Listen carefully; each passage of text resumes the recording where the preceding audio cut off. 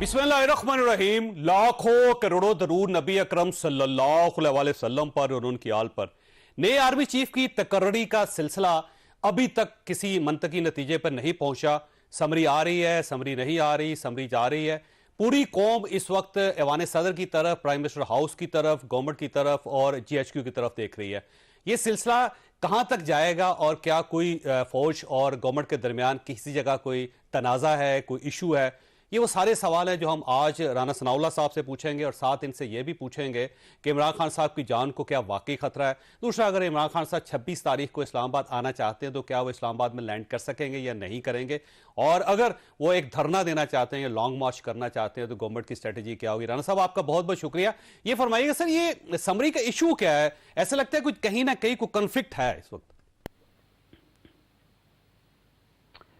नहीं, देखें जोई साहब, इसमें कोई इशू नहीं है। दरअसल एक ऐसा मामला जो बड़ा हसास और स्पेसिफिक नोयत का हो, जब सभी लोग उसके ऊपर बात करनी शुरू कर देंगे तो फिर कन्फ्यूजन तो फैलेगा।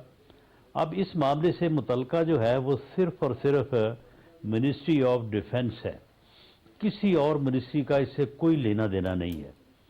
और वज़ीर दिफा ख्वाजा आसिफ साहब जो हैं, he is the in charge minister, और उन्होंने भी कोई बुखल से काम नहीं लिया, बल्कि मीडिया को वो रोज़ाना ही कोई ना कोई बात जो कि उस दिन की सूरत हाल होती है वो बताते रहे हैं।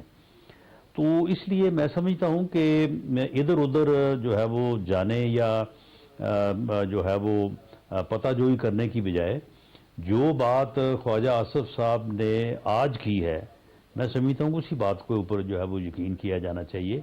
और इससे पहले भी जो वो बात करते रहे हैं, 24 घंटे में आ जाएगी समरी और ये फैसला हो जाएगा या फिर 48 घंटों में जाएगा, क्योंकि 26 तारीख बड़ी सेंसिटिव है।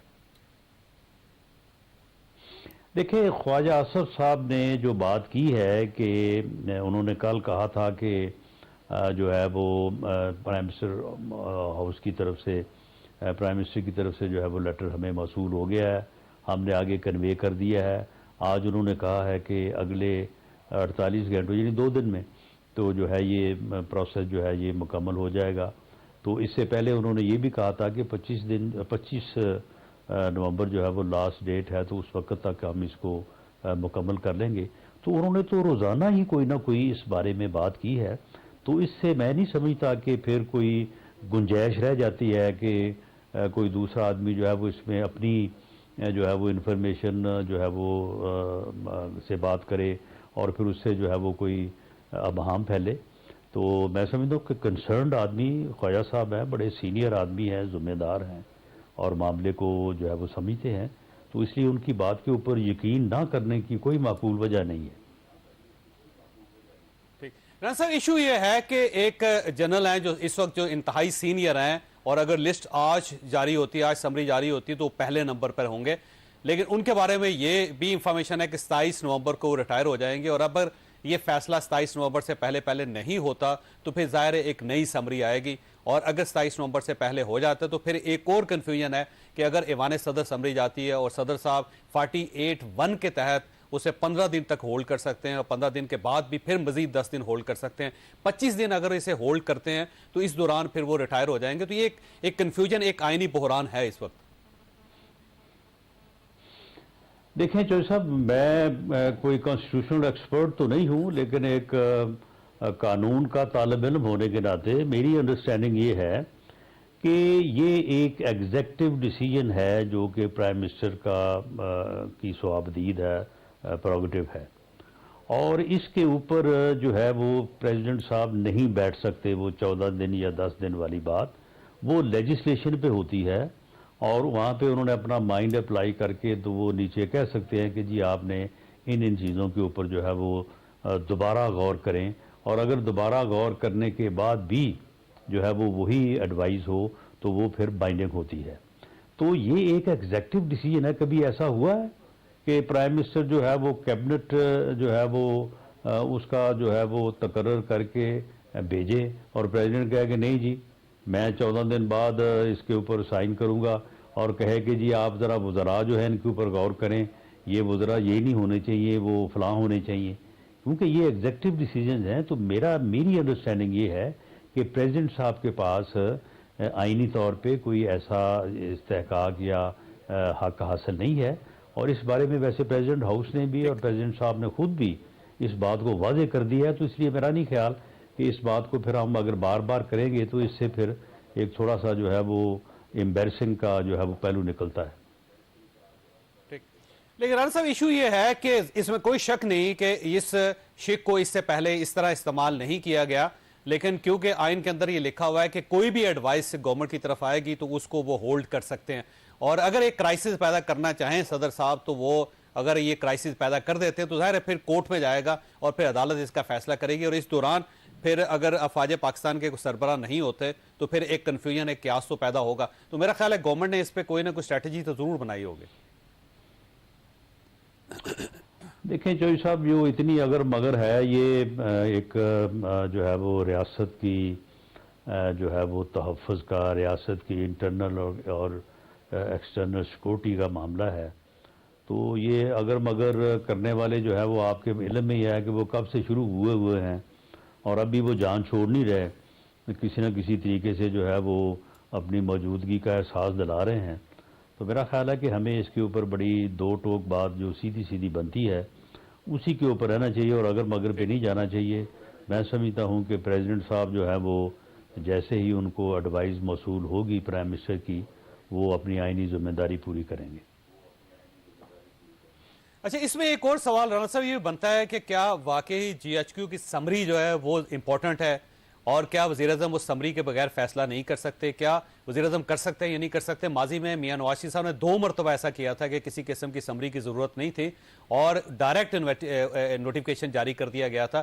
اسی طرح جنرل پرویز مشرف صاحب نے جنرل کینی صاحب کے معاملے میں بھی ڈائریکٹ نوٹیفیکیشن جاری کیا تھا. تو کیا وزیراعظم صاحب کے پاس یہ اختیار ہے کہ وہ براہ راست تقرری کر سکتے ہیں، اور کیا وہ اس اختیار کو استعمال کریں گے؟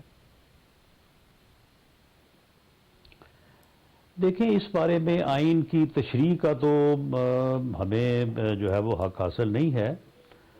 یہ بات کل بھی ہوئی تھی کہ جی ایسے ہو سکتا ہے یا نہیں ہو سکتا. ہو سکنے کو تو بہت کچھ ہو سکتا ہے اور بہت کچھ نہیں بھی ہو سکتا، لیکن حقیقت یہ ہے کہ ہر معاملہ جو ہے اس کا ایک تقدس، اس کی ایک روایت، اس کا ایک سلیقہ ہوتا ہے.